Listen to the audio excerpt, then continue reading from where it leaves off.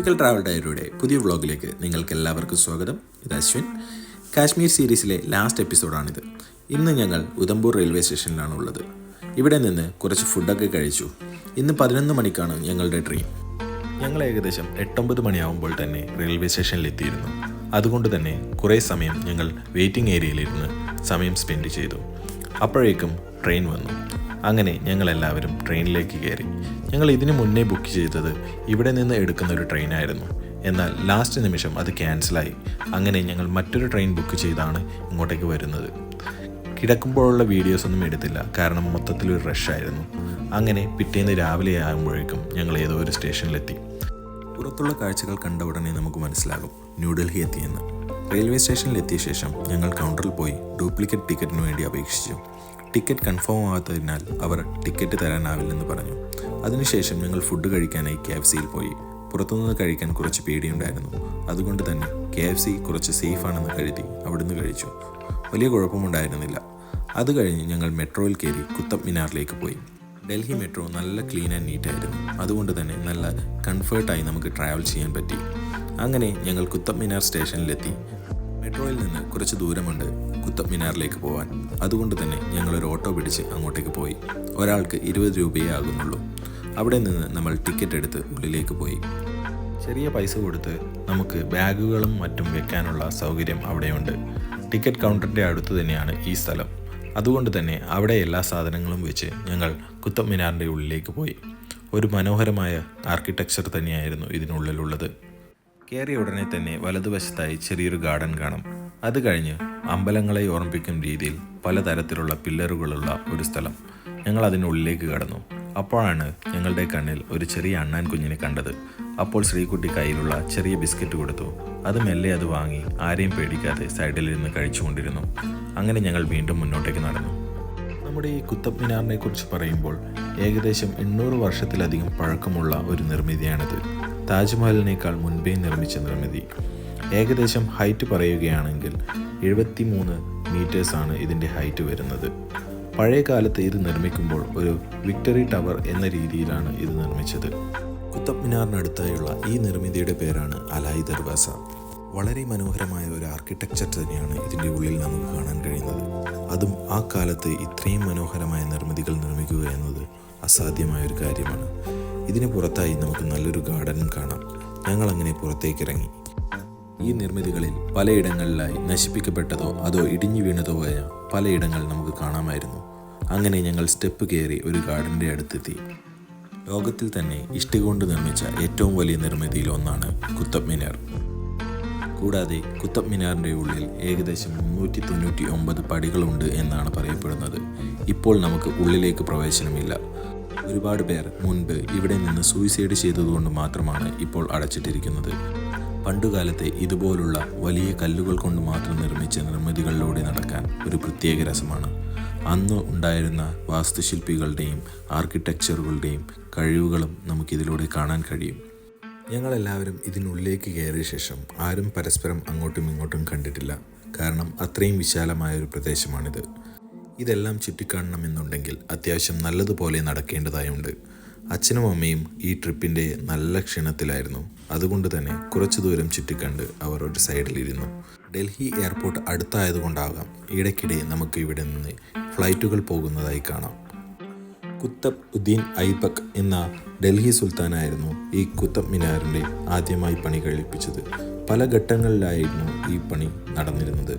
ഒരു Hindu Islamic architecture വൈഭവം തന്നെയാണ് ഈ കുത്തബ് മിനാറിൽ നിറഞ്ഞു നിൽക്കുന്നത്. കൂടാതെ കുത്തബ് മിനാറിന് ഇടിമിന്നലും ഭൂകമ്പവും പോലുള്ള പല കാരണങ്ങൾ കൊണ്ട് പല നാശനഷ്ടങ്ങളും സംഭവിച്ചിട്ടുണ്ട്. അതിനുശേഷം വീണ്ടും പുതുക്കി പണിഞ്ഞതാണ് ഇപ്പോൾ നമ്മൾ കാണുന്ന കുത്തബ് മിനാർ. ഞങ്ങളെപ്പോലെ ഒരുപാട് പേർ വന്നിട്ടുള്ളത് കൊണ്ട് തന്നെ അത്യാവശ്യം നല്ല ക്രൗഡഡ് ആയിട്ടുള്ള ഒരു ഏരിയ തന്നെയാണ് ഈ കുത്തബ് മിനാറിലേത്. പുറത്തായി നമുക്ക് വിശാലമായ പല ഗാർഡനുകളും കാണാം. പിന്നെ എനിക്ക് കാണാൻ കഴിഞ്ഞത് ഇതുപോലുള്ള ചെറിയ നിഗൂഢമായ സ്ഥലമാണ്. ഇതെന്തിനാണ് പണ്ട് കാലങ്ങളിൽ യൂസ് ചെയ്തതെന്ന് എനിക്കറിയില്ല. പിന്നെ ഈ കുത്തബ് മിനാറിലേക്കുള്ള പ്രവേശന സമയം രാവിലെ 7 മണി മുതൽ വൈകിട്ട് 5 മണി വരെയാണ്. അതിനുള്ളിൽ തന്നെ നമ്മൾ ഇവിടെ എത്തണം. ഞങ്ങൾ എത്തിയത് ഏകദേശം 4-4:30 ആയിട്ടുണ്ടായിരുന്നു. അതുകൊണ്ട് തന്നെ ഞങ്ങൾക്ക് അധിക നേരം ഇവിടെ നിന്ന് കറങ്ങാൻ കഴിഞ്ഞില്ല.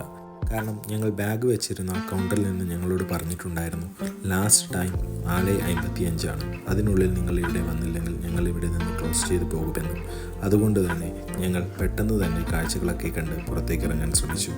ഇവിടെ ഈ കുത്തബ് മിനാർ പോലെ തന്നെ വളരെ ഫേമസായ മറ്റൊന്നാണ് ഖുവത്തും ഇസ്ലാമിക് മോസ്ക്. ഈ കാണുന്ന അവശിഷ്ടങ്ങൾ ഖുവത്തും ഇസ്ലാമിക് മോസ്കിൻ്റേതാണ്. പണ്ട് കാലത്ത് ഇന്ത്യയിലെ ഏറ്റവും വലിയ ഇസ്ലാമിക് മോസ്കുകളിൽ ഒന്നായിരുന്നു ഈ ഖുവത്തും ഇസ്ലാമിക് മോസ്ക്. ഇപ്പോൾ നമുക്ക് ഇവിടെ കാണാൻ കഴിയുന്നത് കുറച്ച് അവശിഷ്ടങ്ങൾ മാത്രമാണ്. കുത്തബുദ്ദീൻ്റെ കാലശേഷം ഇവിടെയുള്ള പണി കഴിപ്പിച്ചത് ഇൽത്തുമിസ് എന്ന അദ്ദേഹത്തിൻ്റെ മരുമകനായിരുന്നു.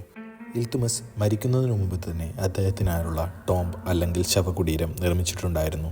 ഇതാണ് ആ ശവകുടീരം. ഇത് പണി കഴിപ്പിച്ച് ഏകദേശം 1 വർഷം കഴിയുമ്പോഴേക്കും അദ്ദേഹം മരണപ്പെട്ടിട്ടുണ്ടായിരുന്നു.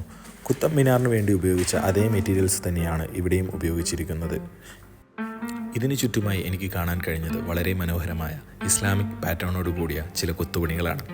അത് കഴിഞ്ഞ് ഞാൻ നേരെ പോയത് ഖുവത്തും ഇസ്ലാമിക് മോസ്കിൻ്റെ ബാക്കി ഭാഗങ്ങളിലേക്കാണ്. വളരെ മനോഹരമായ ഒരു മോസ്കിൻ്റെ കുറച്ച് ഭാഗങ്ങൾ. സത്യത്തിൽ നമ്മൾ ഇതിൻ്റെ ഉള്ളിലേക്ക് കയറുമ്പോൾ തന്നെ ഒരു ഹിന്ദു ടെമ്പിളിലേക്ക് കയറുന്ന പ്രതീതിയാണ്. ഇന്ത്യൻ ആർക്കിയോളജിക്കൽ റിസർച്ച് ടീമിൻ്റെ റിപ്പോർട്ടിൻ്റെ അടിസ്ഥാനത്തിൽ മുൻപ് ഇവിടെ ഒരു ജൈന ടെമ്പിൾ ഉണ്ടായിരുന്നു എന്ന് പറയപ്പെടുന്നു. ആ കാണുന്ന ഇരുമ്പ് ദണ്ടിനും എന്തൊക്കെയോ പ്രത്യേകതകളുണ്ട്. ഇതുവരെ അത് തുരുമ്പിച്ചിട്ടില്ല. കൂടാതെ നമ്മൾ ഇങ്ങോട്ടേക്ക് പോകുമ്പോൾ നമുക്ക് കൂടുതലായും കാണാൻ പറ്റുന്നത് ഒരു ഹിന്ദു ആർക്കിടെക്ചറാണ്. ഇതൊക്കെ കൊണ്ട് തന്നെയാകാം ഇവിടെയുള്ളത് ഒരു ഹിന്ദു ഇസ്ലാമിക് ആർക്കിടെക്ചറാണെന്ന് പറയപ്പെടുന്നത്. എന്തൊക്കെയാണെങ്കിലും ഇവിടുത്തെ കാഴ്ചകൾ വളരെ മനോഹരമായിരുന്നു. അതുകൊണ്ട് തന്നെ നമുക്ക് ഇവിടെ നിന്ന് എത്ര നേരം വേണമെങ്കിലും സമയം ചിലവഴിക്കാം. ഫോട്ടോ ഫ്രെയിമിന് പറ്റിയ പലയിടങ്ങളാണ് ഞാൻ ഇവിടെ കൂടുതലായും കണ്ടത്.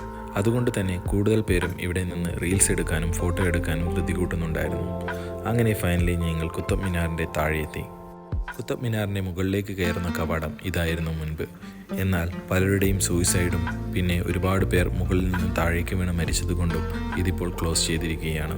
കുത്തബ് മിനാറിൻ്റെ ഹിസ്റ്ററിയും ഇവിടെ അടുത്തായി തന്നെ കൊത്തിവെച്ചിട്ടുണ്ട്. അങ്ങനെ കുത്തബ് മിനാറിലെ കാഴ്ചകൾ കണ്ട് ഖുവത്തും ഇസ്ലാമിക് മോസ്കിൻ്റെ മുന്നിലൂടെയുള്ള വഴിയിൽ ഞാൻ നടന്നു.